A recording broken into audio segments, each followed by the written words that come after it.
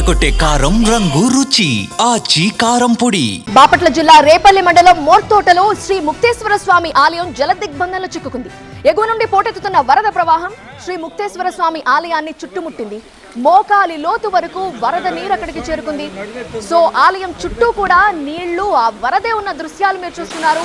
ఇక స్వామివారికి అమ్మవారికి అలానే పూజలు చేశారు అర్చకులు. గత ఏడాది కూడా శ్రీ ముక్తేశ్వర స్వామి ఆలయం వరద నీటిలో చిక్కుకుందని భక్తులు గుర్తు చేస్తున్నారు.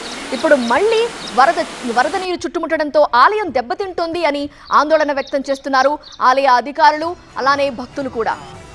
అంబేద్కర్ కోనసీమ జిల్లా రాజోలు దీవిలో వరద బీభత్సం కొనసాగుతోంది. ఎగువన కురుస్తున్న భారీ వర్షాలతో రాజోలు దీవికి వరద నీరు పోటెత్తుతోంది. పాసర్లపూడి, అప్పనపల్లి కాజ్వి 2 రోజులుగా నీట మునిగి ఉండటంతో 3 గ్రామాలకి రాకపోకలు నిలిచిపోయాయి. వరద నీరు చుట్టుముట్టడంతో పాసర్లపూడి కనకదుర్గమ్మ ఆలయం కూడా జల దిగ్బంధంలో ఉంది. దీంతో అమ్మవారిని దర్శించుకునేందుకు భక్తులు ఇబ్బందులు పడుతున్నారు.